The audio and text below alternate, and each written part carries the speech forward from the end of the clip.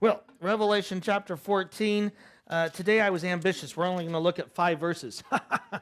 I thought after we've kind of been doing the blitzkrieg through the text, we need to slow down just a little bit and catch our breath a bit. As you know, in chapters 12 and 13, it's been a little depressing as we've looked at the diabolic trinity. We've looked at Satan and his role. We've looked at the Antichrist and who he is. And yes, God is sovereign. Yes, it's God that's enabled him. But to be honest, that's troubling as well on some fronts. And we've talked about that with God's sovereignty, etc. And then we looked at the false prophet. And we then looked at the mark of the beast, the 666, which we talked about. And you can go back to those notes. When you get done with that whole section, this interlude, remember we've hit the pause button. We've been laying out the storyline of Revelation, and as it unfolds, and I'm taking a futurist view, that really the last several chapters, we've hit the pause button to fill the reader in on who are the players. What's transpiring here? Well, the pause button is still hit at chapter 14, but it is a breath of fresh air after all that we've been through the last 2 chapters.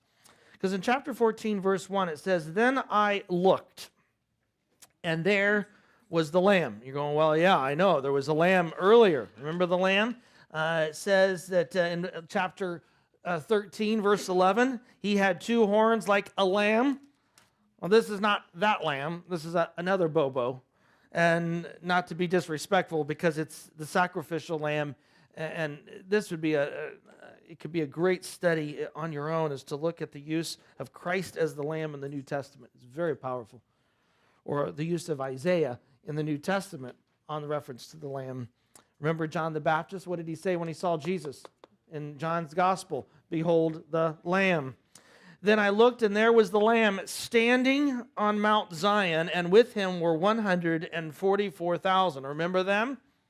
This is not the Jehovah's Witnesses, as someone was talking to me about earlier. They believe that only 144 go to heaven. Yeah, that's a bummer. But here's 144, and I believe these are the Jews back in the 12,000 from every tribe back in chapter 7. We'll refer to that again here in a few minutes. Who had his name, watch this, the 144,000 who were marked with that seal that we talked about, the seal of the living God. Now we have a further clarification on what that seal actually states, that mark, who has his name. Who's his name? The Lamb. And his Father's name written on their foreheads. I also heard a sound coming out of heaven like the sound of many waters and like the sounds of a loud thunder. Now the sound I heard was like that made by harpists playing their harps. And they were singing a new song before the throne and before the 4 living creatures and the elders. No one was able to learn the song except the 144,000 who had been redeemed from the earth. These are the ones who have not defiled themselves with women, for they are virgins. These are the ones who follow the Lamb wherever he goes. These were redeemed. It's just the opposite of Mary's lamb. Anyway, these were redeemed from humanity as firstfruits to God and to the Lamb, and no lie was found on their lips. They are blameless. All that hopelessness, discouragement, ugliness we saw in chapters 12 and 3 quickly vanishes when all eyes are on whom? Christ, right? Everything vanishes because there stands Jesus on the Mount of Zion. And along with that, the 144. But let's look at this. Let's unpack this text and see what's going on. It opens up with, "And I looked." "And I looked" is an indication of a new scene. We saw this 3 times in chapters 12 and 13. "And I looked," and so he saw the beast. Then he saw the prophet. There's something very unique here, and that's this word. And some English versions don't render it, but it's clear in the Greek. It says, "Behold." So I looked, and behold.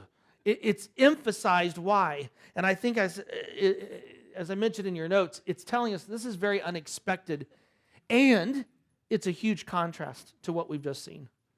You know, you've stared at Satan in the eyes. You've looked at the belly of the dragon. It's a little discouraging.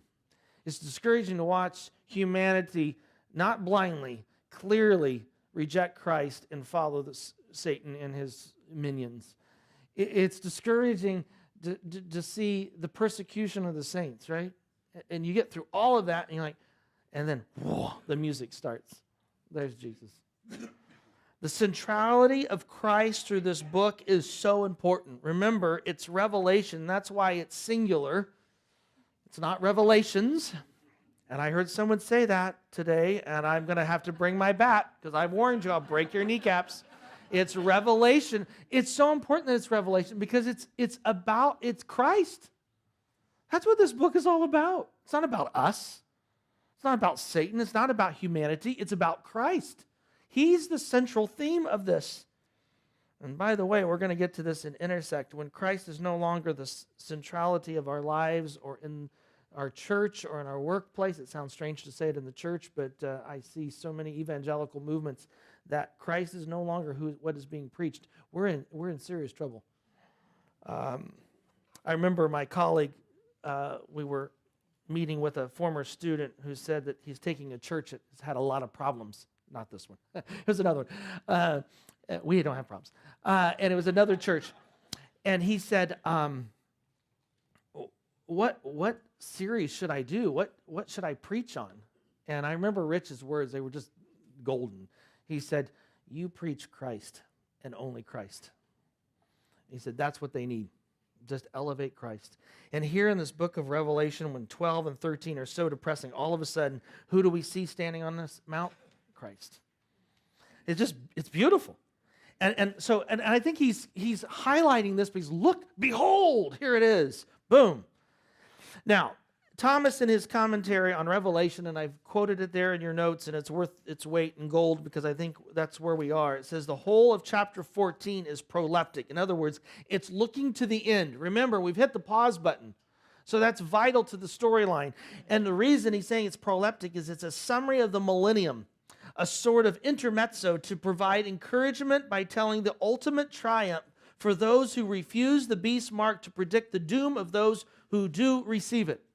Chapter 13 and chapter 12 show not only the beginning of the tribulation period, but they're highlighting the middle point of where Christ, the Antichrist, will desecrate the temple, and then, so to speak, all hell breaks loose as the Antichrist goes after all those who do not receive the mark, who are followers of Jesus, right? And things just get worse and worse and worse as you move through.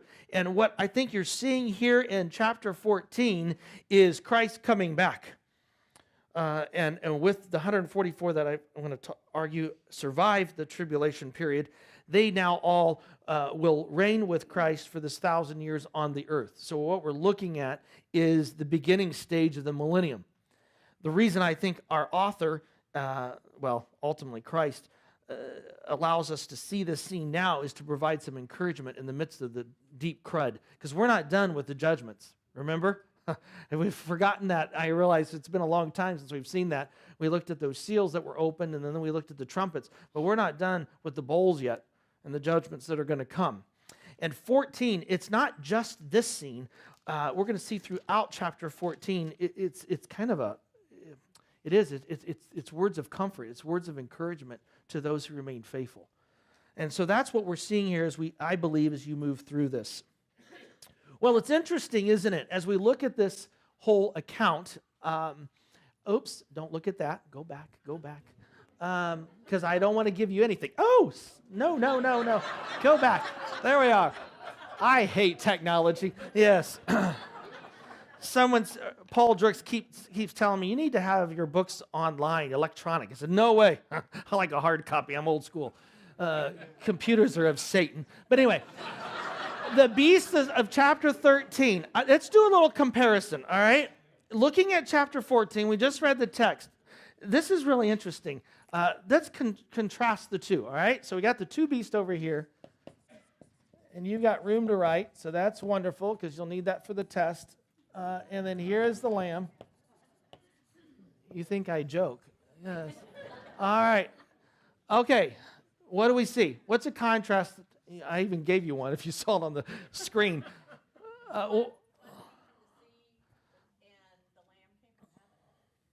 Okay, you've got the sea and the earth, right? Because the false prophet comes from the earth. This is from heaven, coming down from heaven.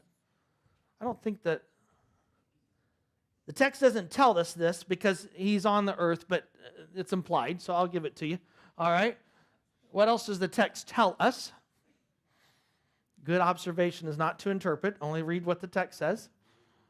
What else do we see? I'm going to call on people here in a minute. I'm sorry? Okay. This lamb had horns. Good. No horns. just harps. I'm sorry? The mark. The mark is different. Here we have the mark of the followers of the beast have the mark of the beast's name. Right? And this has the mark of whom? And not just Christ, the Father. John chapter 10. I and the Father are. This is a great text for, I would argue, for binitarianism, meaning the Father and the Son are the same. Because earlier, the mark was the mark of the living God. Who's the living God? Jesus. Who's the living God? Father. Who's the living God? Spirit. They're all same. All one. Different in function, but ontologically they're the same. And so to have the one name is to have the other. And exactly what is that name? I don't know. I hope it's not El Shaddai or something that's very long. So want that something short, right? Depending how big your forehead is. But you got the idea, right? But the mark of Christ and of the Father. Good. What else do we see? Contrast. Yes. Ooh, nice. I love that. That'll preach. The beast devours. Give that boy an A. But this lamb was slain. Now, again, you've read into the text because it doesn't tell us it appears as a slain lamb, but I'll give it to you. That'll preach. Well done. All right, what else, Ellie? Yeah. Yes, the earth dwellers, and I'm just going to put earth worships the beast, but it's not just the 144. You have those on earth and where? Heaven worship this guy. Good. What else do you see? This is all very important. What else do we see?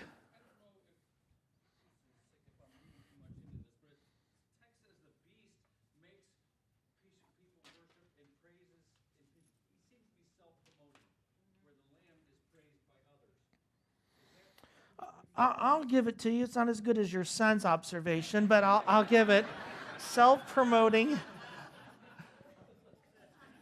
Yeah, I know you got to keep up with the son. That's good. Others praise. One thing for sure, the lamb's willing to share his mark with the Father, right? The beast isn't willing to share that with anybody else. Give me somebody else who hasn't. Yes, Jeff.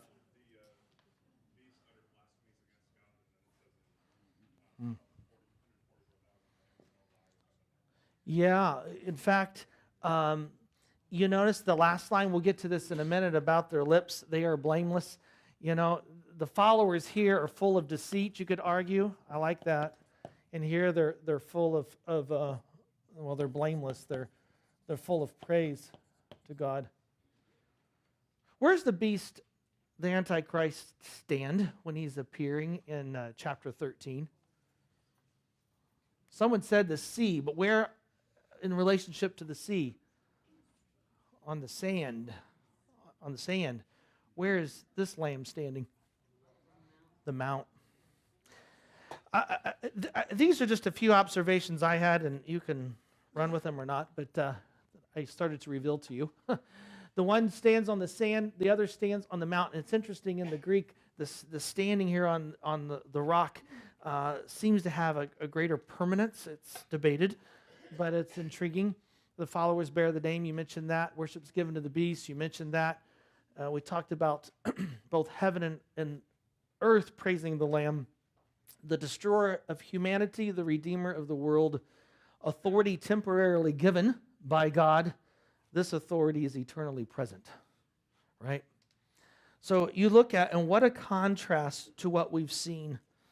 A lamb earlier in verse 11 of chapter 13, again, what we are told speaks like a dragon. Again, Satan is trying to create these counterfeits. That's all he can do. We talked about this the other day. He cannot produce truth. He can only pollute it.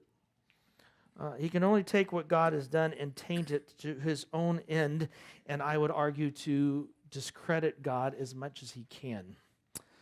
So that chart's there for you at the bottom, and I don't normally have fill in the blanks, but I wanted to make sure you're awake today. There we are.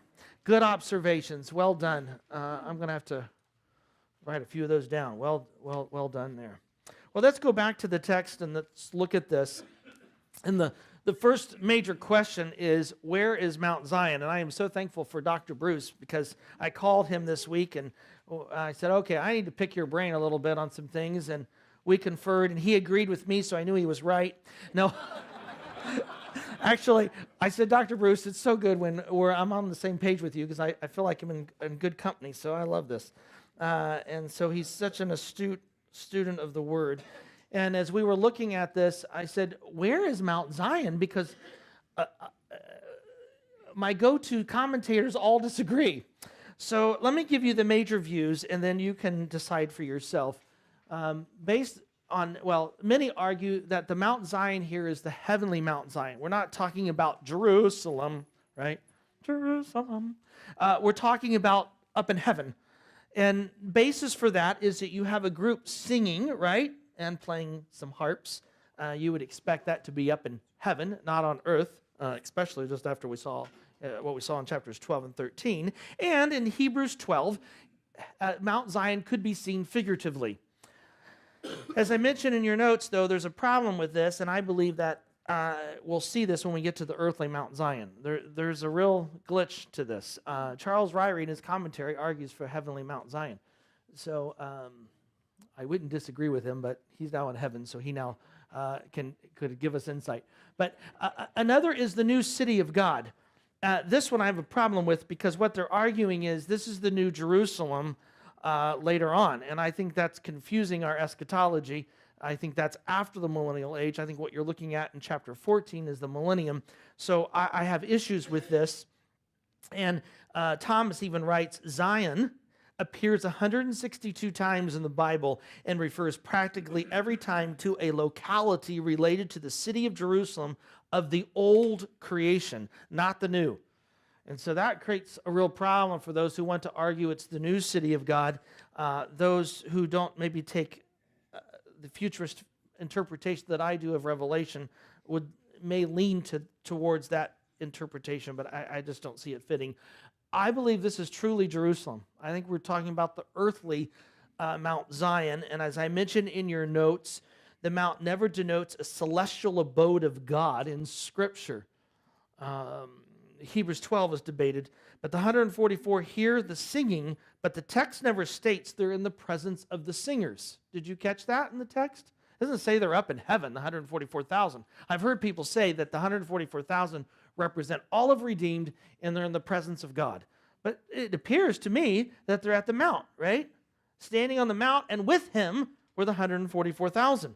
So either they've transported down from heaven with Christ, or they've been here the whole time. There's only two ways to take that, right? In addition, throughout the Old Testament, the faithful remnant was expected to rally at the earthly Mount Zion after a time of suffering.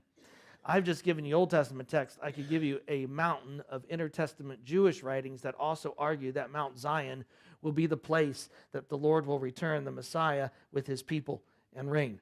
So I believe we're talking about an earthly Mount Zion here that they're gathered at. Questions on this? Yes. David, the third verse says they sang as it were a new song before the throne. Where is the throne located? Yes, I think that is heaven. I do not think that is... We'll get to this in a minute. Who's they singing? It's often thought that that's the 144,000. I don't think it's 144,000. I think they're hearing the song sung. But where that pronoun goes is a little problematic, even in the Greek. And so it is debated. But I think Christ is here, and the singing of praise is going on up here, back at the throne. But we'll get there. So if I don't answer it, let me know. But I got a whole section in the notes. We'll look at who's singing, because that does create. That could be arguments for the first two, and that's there's three sticky wickets, and they all kind of go together. That is, first of all, where is Zion? Secondly, who are the 144,000? And then who is singing? And what happens to the 144,000? Are they martyrs, or did they survive the tribulation period and all that? So we'll get to that. Don't let that confuse you at the moment. The question is, where is this? And we'll try to tie that together in a minute. You start pulling one thread out of this tangled mess, and you got three others that are hooked to it. So just bear with me for a second, and then we'll open it up. Matter of fact, let me go on. We talked about the 144,000, so let me talk about them briefly again. You want to go back to the notes on chapter 7, but as I referred, and I've cited Ryrie again, I believe the 144,000 are Jews and only Jews, 12,000 from every tribe. It's very intriguing in chapter 7. It's not the 12 tribe, the list of 12 that you would expect throughout the Old Testament, which to me gives further credence that these really are Jewish tribes. It's God's fulfilling his promise through them, the promise he made to Abraham, to David, etc. And how is he going to do that? Partly through the 144,000 that he has preserved. And that leads us to the next point, and many commentators state that the mark on the 144,000 was to protect them eternally, but not physically, and that they will die as martyrs. I have a real problem with that. Anyone God calls in the tribulation period will be eternally saved, right? They're his. So that would entail more than the 144,000. So why make a big to-do over their mark? I think it's that more than that. I think they're preserved physically. They may be harmed, they may be tortured, they may be in prison, and I suspect they probably will be. But I don't see them dying. I think they're going to live through the tribulation period, and I wouldn't go to a firing squad on that, but to me, otherwise the mark doesn't seem to really fit. I don't know why it's so unique otherwise. And so I mentioned that in your notes. They are the elect. And I think there's some other indicators of this when we get to verses 4 and 5, which we'll look at in a minute. Questions on this part? Yes. Did you call them a soul harvest? Soul harvest. I don't know what soul harvest means. I've heard that referred to. Really? I don't know that phrase. That they are a living picture of God's abound grace and redeeming power of Christ's blood. So Well, definitely they would be a visible witness of Christ's sacrifice and testimony. I mean, these aren't 144, I would argue, that were given wings like an eagle and hidden into the wilderness, protected, right? Remember those? Who are the offspring of the mother, who is, I think, representing Israel. I think these 144 are very vocal, very out in the open, testifying like the two witnesses of Christ and the gospel. You have to remember, many are going to get saved in the tribulation period. We might miss that, but God is still working. The message is going forth, just as it will in the millennial age, which we'll get to later on. Well, we first see in chapter 14, verse 1, what he sees. Now he moves to what he hears in verses 2 and 3. I heard a sound coming out of, and it's clear it's out of heaven. And this is where many say, well, this Mount Zion has to be in heaven. But it's two different localities, right? The Lamb standing on Mount Zion, that's what he sees, and then he hears coming from up above, or wherever heaven might be. He listens to a song. I mentioned at the bottom of your notes, playing harps and singing songs is not foreign to Jewish thought. It was associated with the presence of God. It was associated, as I mentioned, even a new song of the world to come. This isn't the first new song that we've seen in Revelation. Chapter 5, they were singing a new song. Remember the elders and the 24 elders? And so they were singing a new song. I don't think this is the same song. Many do, but In chapter 5, who sang the song? The elders, etc. Look, where did the elders? It says verse 3 of chapter 14, they were singing a new song before the throne and before the creatures and the elders. The elders are the audience this time. So if it is the song, they've taught it to them, the angelic host or whoever it is that's singing the song, or this is a different song altogether. Certainly, singing praises to God is seen throughout history. You think of the Exodus, right? Moses' song that's sung after Miriam and others lead the group into praising God. We see it here, and we've seen it several times in Revelation.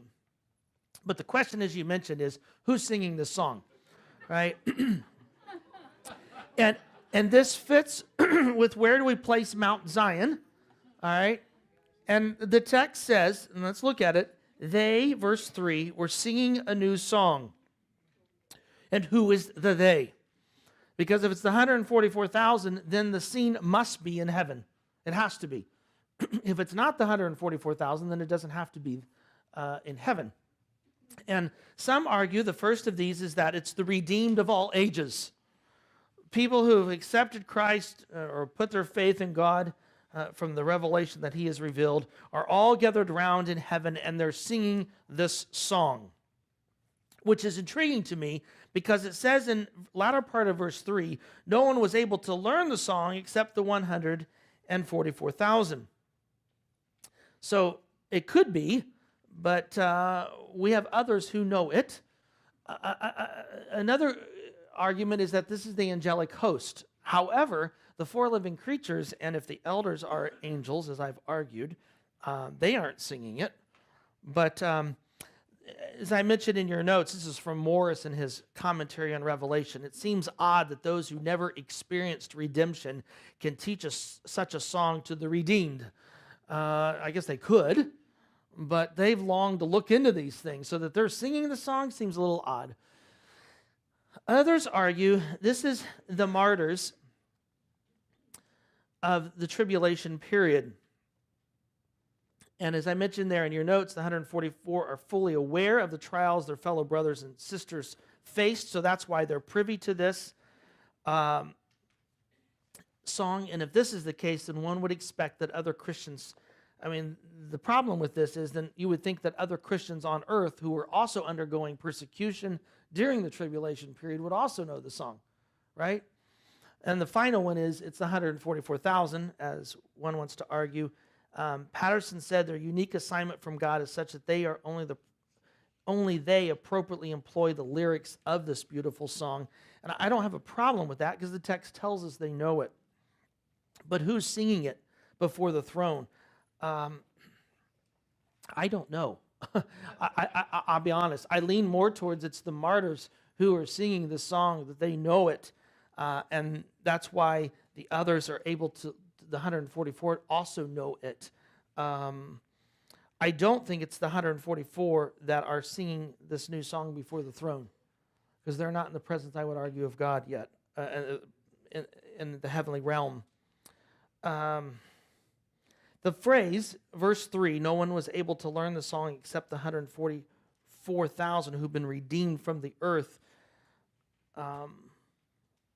The argument, I think, fits well with this part is that they would know this because they too walked with these martyrs on earth, these individuals who are now in the presence of God. So there's three views who are singing it: the redeemed, the host, the martyrs, or the 144,000. Questions? That's vague, because I don't know ultimately who's singing it. I don't see it as the angelic host because they're praising them. It's either the redeemed of all ages or it's particularly the martyrs, which would seem to fit. But questions, comments? I don't know. I don't see it as 144, though. They know the song on earth, and no one else on earth seems to know it, but that doesn't mean those in heaven aren't privy to the words. I guess is what I'm trying to say. I don't know. Yes? Do you have any idea What is the song? I know it's not Arky Arky. Or I don't know because I'm not at the 144,000. Ed, I don't know. I don't know what they're singing. It has to be an exaltation of Christ. Every song that we sing, it's an honor of God and what He has done, and the redemption. And based upon where it's located in Revelation, it has to be one of recognition. God, you're in charge, and Christ, you're the glorious one. You're the true Lamb. And so I think that has to go through. I don't know.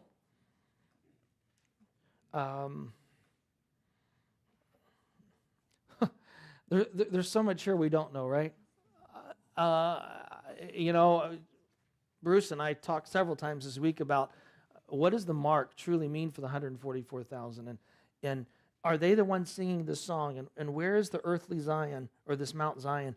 And these are heavily debated, and I mean I could put a whole host of conservative evangelical commentaries up here and not one of them agree on who is singing the song, though most will say it's not the 144,000.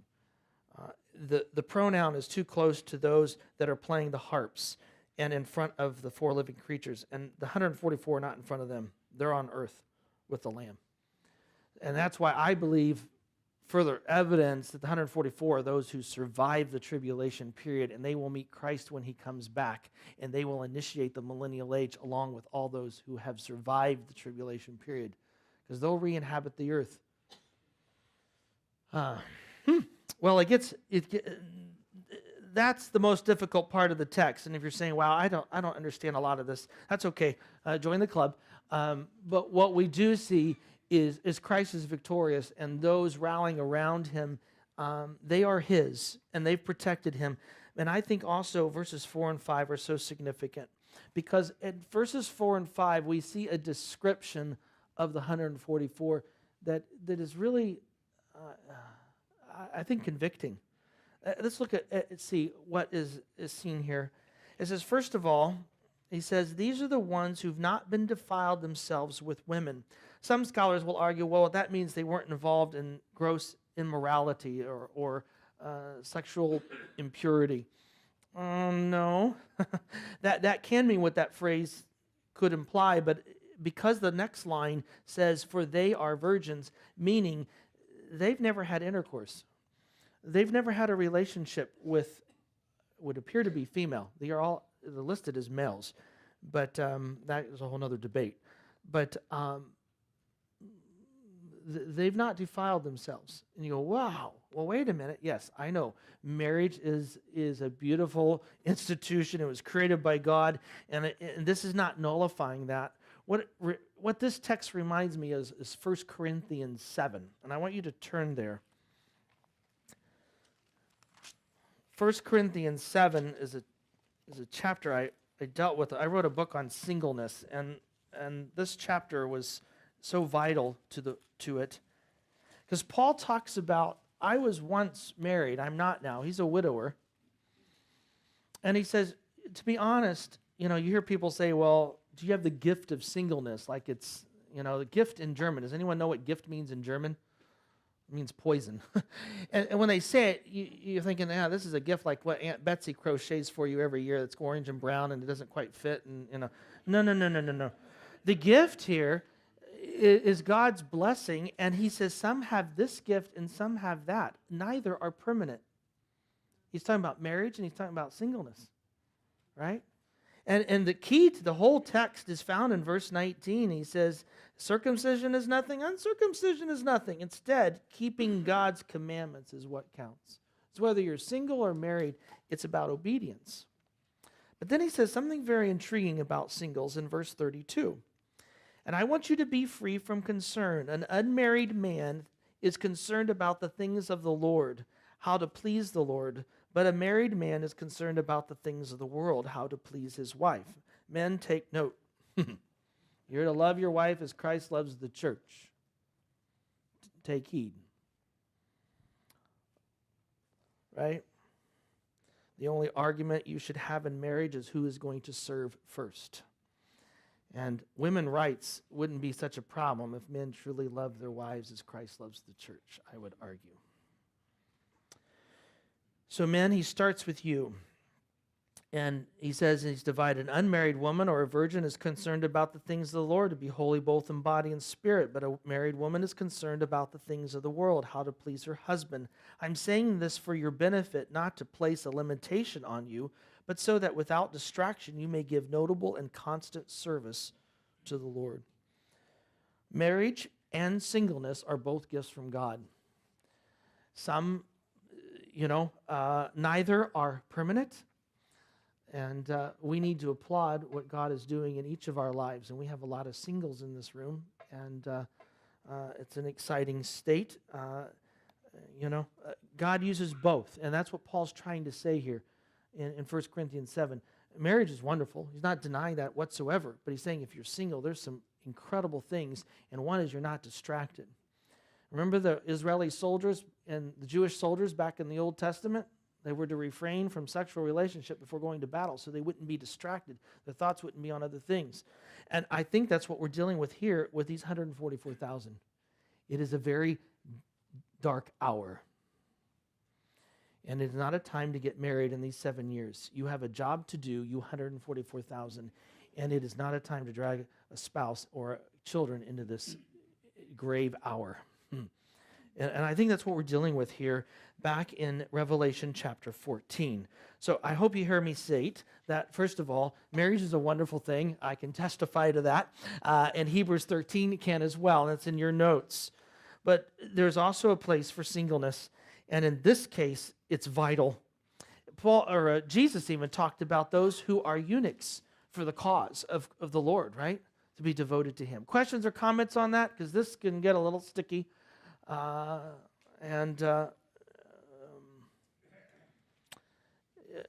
heard parents say, I wish my child would get married, and that's great, but at the same time, man, rejoice that God has placed them where they are. They can do things that a lot of married people can't do because of the restraints on time, et cetera, et cetera. Comments? Questions? Yes, Bill. I had some coffee instead of the English tea. Where's the 7 years come in? I missed it. The 7 years is that tribulation period. And these 144,000, I believe, are marked at the beginning of the tribulation period. Some would argue they're marked right before the halfway mark, but somewhere along the line they're preserved, I would argue. God says, no one's going to touch you. Doesn't mean they won't be harmed, but I don't think they'll be serve as martyrs. Well, let's go on then. Everyone seems to be fine with that. All right. So what we're dealing with then is it's a unique and difficult time, and this isn't the only place in, as we just seen with 1 Corinthians 7, or even on Jesus' lips. Jesus was never married either, by the way. You pray to a single God. But why? Because he had a mission to do. John the Baptist. So there is places. I think of Anna in the temple. She was married at one point, but she didn't remarry, man. She was busy serving the Lord in the temple. And Paul says, by the way, if you were once married and now single, it doesn't mean you can't get married again, right? If he says if you burn with passion, you better get married, which is a phrase used of Joseph when he saw his brothers. Intense. So if that happens, then don't burn, baby, burn. Go get married and we'll throw rice. Let's go on. Well, 144,000, here we are. He describes 144,000 in these four ways. The first is we just saw. The second is they are persistent in following the Lamb. I love how it's stated. Look what it says. They follow the Lamb wherever he goes. Mary had a little lamb. Its fleece was white as snow, and everywhere that Mary went, the lamb was sure to go. We just turned this thing upside down. And that phrase is very intriguing. It means without wavering. Convenient, not convenient, right? Costly, extremely costly. Whatever that means, we follow.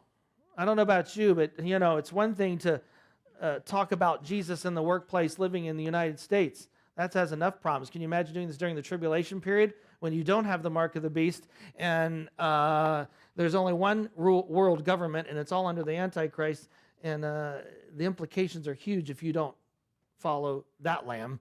And they said, no, we follow this lamb. And that's going to cost dearly. They said, we're not wavering. Reminds me of my friend Andrew, who's imprisoned in Turkey. I'm not going to waver. It's about Christ. And that's what we see here. And so they're persistent in following. Second or third, they serve as the first fruits. And this is intriguing to me because I think what we're talking about is, again, this is a foreshadowing or on the threshold of going into the millennial age. They foreshadow all those who are going to come to Christ, not only during the tribulation period, but now as we look to the millennial age. Because as we repopulate the earth and you have 1,000 years, they're going to have children and children. They still have to place their faith in the Lord, even during the tribulation or during the millennial age.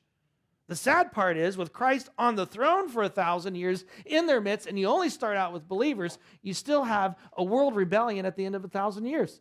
Because Satan will be released. Remember the chain? We'll get to that when we get to chapter 20, probably in 2024 or wherever. I don't know. We got a long ways to go, but we'll get there. And so I think this is the first fruits, and I've given you several texts, and you can look at that. They spoke with honesty and were found blameless.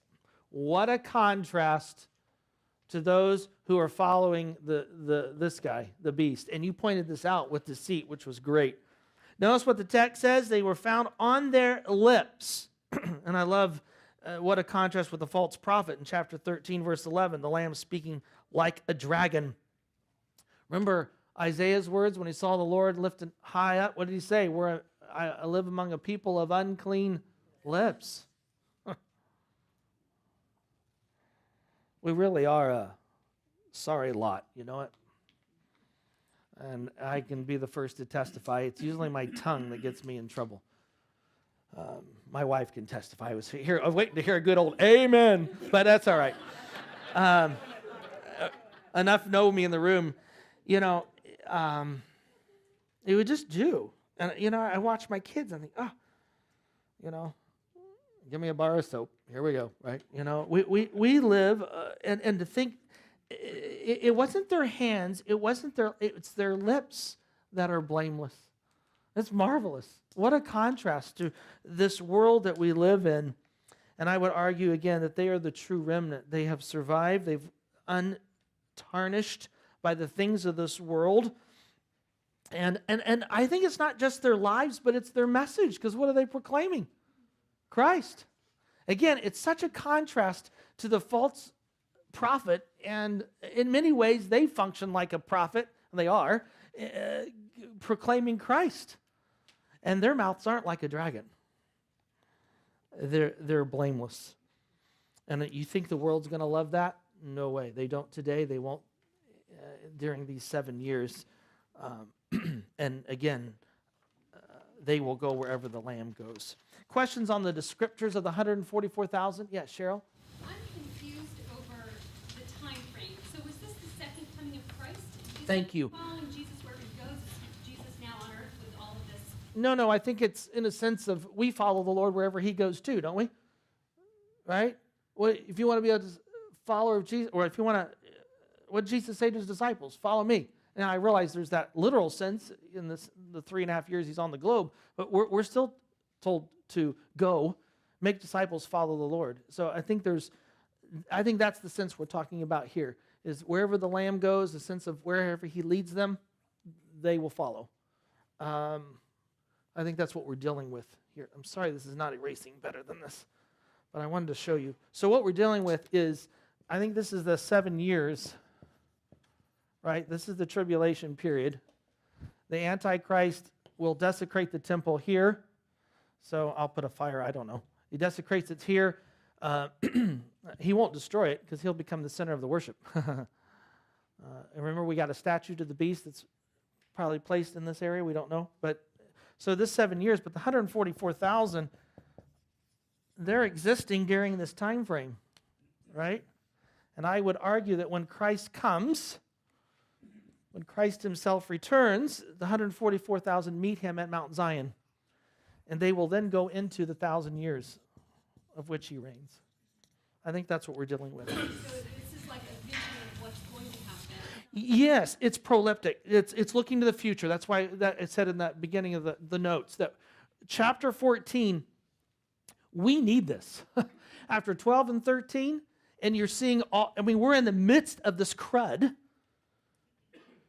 we're taken out of it and said, oh, let me show you. Remember what's going to happen at the end of this 7 years. Christ comes. The Lamb is on Mount Zion, 144,000, and everyone is rejoicing, those who know the Lord, the redeemed. Up in heaven, the angels, everyone is involved. What a glorious moment. And don't lose sight of this in the midst of this. And it re-echoes what was stated in verse 10 of chapter 13, right? This requires steadfast endurance and faith from the saints. Don't lose heart. It's easy to do that in 12 and 13 in the midst of the tribulation period, but what John is doing through the Holy Spirit is to give us really a glimpse of this. That very moment when Christ comes down the Mount of Zion, the 144,000 meet him along with the redeemed and lead us into the 1,000-year reign. I think that's what we're dealing with. Does that help? Good. You don't have to agree, but that's what I think is going on. Yes? I can't help but wonder if maybe he's talking about children, because the virgins, they have supply, their first fruits. No. Children, that's interesting. The question is the 144,000 children, not the way it's worded, they have not defiled themselves with women. You wouldn't have said that with children in a Greco-Roman world. No, we're talking about grown men. They might be teenagers, but they're able the assumption is they're able to have relationships, if you know what I'm saying. All right, I'll tell you. Oh, well, yes. Yeah, that's embarrassing. Here we go along. Yes, Karen.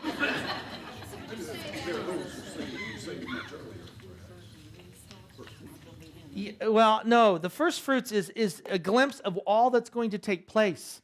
So I think the first fruits is they're kind of the initiators of all the fruit that's going to be born here, right? That's what I think is going on. They're going to be part of the group that really leads the evangelistic enterprise going into 1,000 years and leading others and offspring to the Lord, etc. I mean, can you imagine if your grandpa was one of the 144,000 that survived the tribulation period? Tell us about it again. What was that like? Oh, it was great. See the mark? Here it is. Interesting, isn't it? Think about that. They're leading the charge. So they're the first fruits. They're the first of all that's going to be born in following Jesus at that time frame. Yeah, I saw another hand.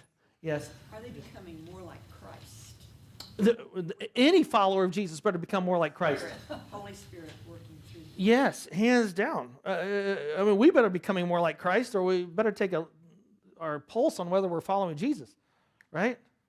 You go kicking and screaming, but you're going to become more like Christ. That's Romans all over again, right? If you're not becoming more like Christ, we got a problem. We'll have an intervention. Yes, Mark. You said that 144,000 is made up of 12,000 from each tribe. Yes.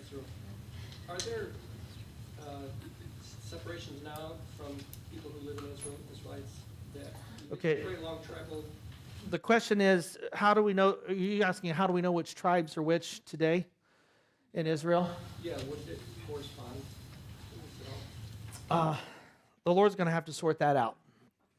John can elaborate. We know the Levites, many of them, because they got Cohen as the last name, which is the word for priest. So we've got some of the priestly lines have maintained the Levi tribe, but beyond that, I think we're a little hard unless you got the Reubenites or the Danites. I don't know. We don't have any Danites. We got a Dan. Tedworth and Dan said, I think I'm going to go by Daniel from here on out after the Dan tribe gets such a bad name. Well, let's move along. We got great questions. I don't know, but the Lord's going to have to sort that out. Yes. They're going to do a DNA test with Ancestry.com. At Ancestry.com. I don't know if that determines your tribe, but okay.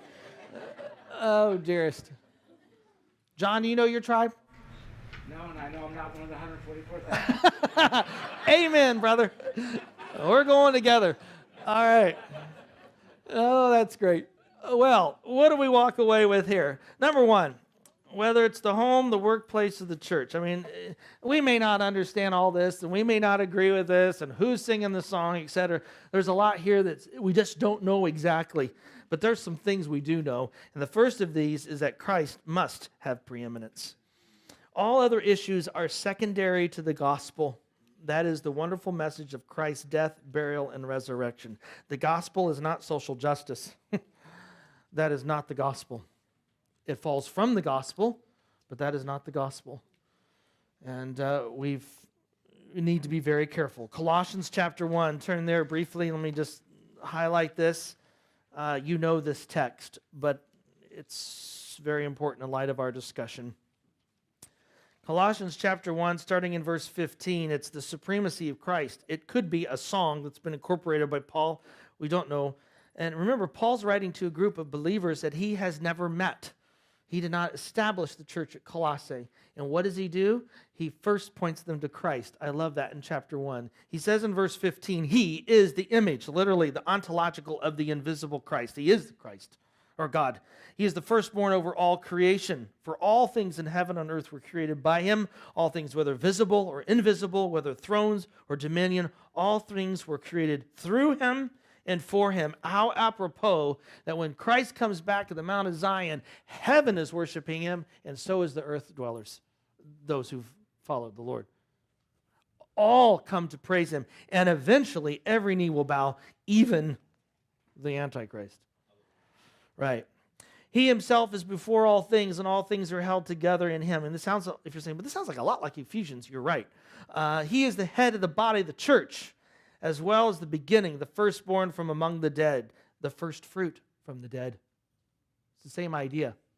He's the beginning of those who've resurrected, just as they are the beginning of many who will come to know Christ in the millennial age. And so he himself may become first in all things, for God was pleased to have all his fullness, his attributes, his activities dwell in the Son. That's why Jesus says, you've seen me, you've seen the Father.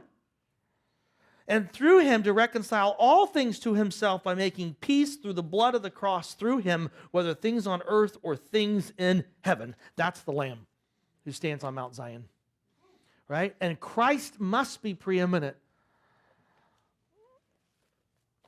Well, there's more I could say, and I won't. But careful.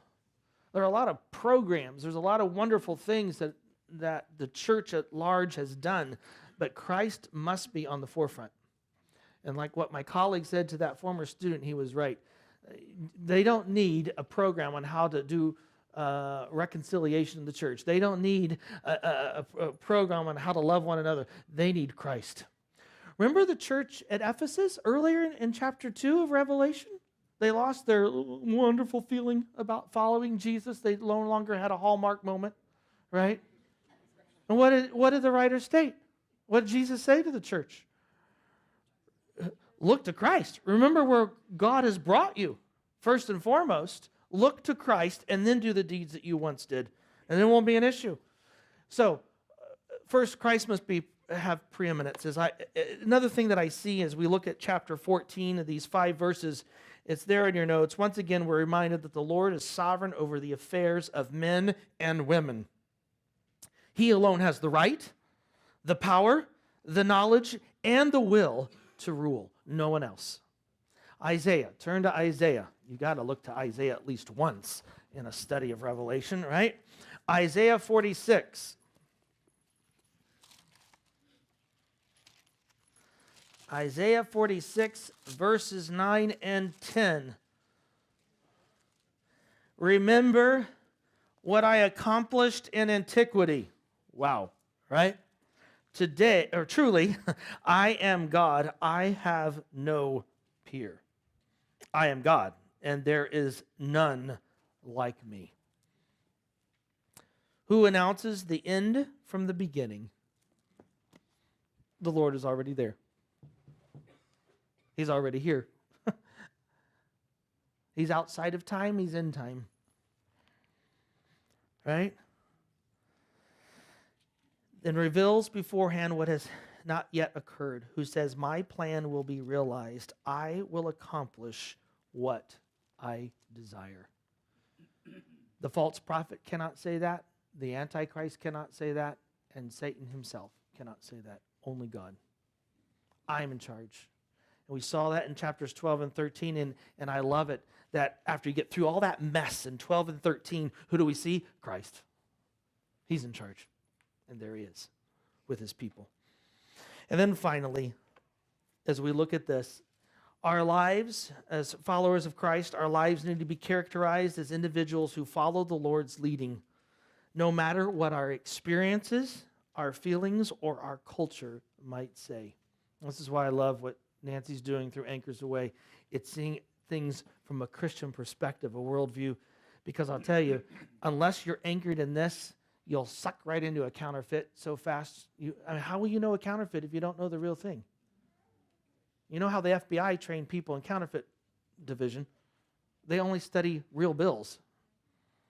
Well, great job. But no, all they look at are real bills all day long. 'Cause you study that, you'll know when you pick up a counterfeit. Is Ted here? Ted's not here. He's my coin collector. And we talked about this.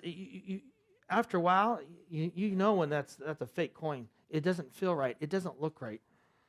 Not sure why, but you just know because you've looked at the real thing for so long. Look at Christ. Luke chapter 5, just turn there briefly. These 144,000, what a way to be known as individuals that go wherever the Lamb wants them to go. Right? May that be said of us, whether it's our pocketbook, our calendar, we do whatever the Lord wants. Luke chapter 5, verses 27 and 28. Look at this. 27 and 28. It says, "And this Jesus went out and saw a tax collector." You want to talk about a guy who's got it together, humanly speaking. He's at Capernaum. It's on the major highway, the Via Maris, going through this region. It's on the border of Herod Antipas and Herod Philip's territory. You don't think he has a lucrative job? He's got it made. Saw Levi sitting at the tax booth, and he said, "Follow me." You wonder what went through his mind. Who are you? Aren't you that crazy from Nazareth? What do you have to offer? Of all the things, you're sitting there, you got all the money out here, you're thinking, man, this is great. I'm making, $300 an hour. That's a lot of shekels, and I'm going to give this all up to follow you. And yes, he had to buy his position or he inherited it, but he probably bought it. And it says he got up and followed. And I love the next line, leaving everything behind. Paul said it in Acts chapter 20, "I count it all a loss for the cause of Christ." What did Paul have? Roman citizenship. Most Jews didn't have that in the first century. I think he wasn't long for having a seat in the Sanhedrin. He studied at the Harvard of the day or the Oxford because he studied under Gamaliel. He obviously had a lot of resources. He says, "I count it all loss for the cause of Christ." And there's a lot of young people in here, and the question I ask young people when I ask, "Where are you going? Where does it feel like the Lord's leading you beyond this?" "Well, I'm going to go to X, Y, Z and study this." Why? For the cause of Christ? Don't tell me it's because you want more money or you want prestige. Assess those young people in this room. Why is it you want to do what you want to do? What is God leading you to do? And for all of us old fogies sitting in the room, college is a long ago memory if you went to college. Still the question asked, will you follow him?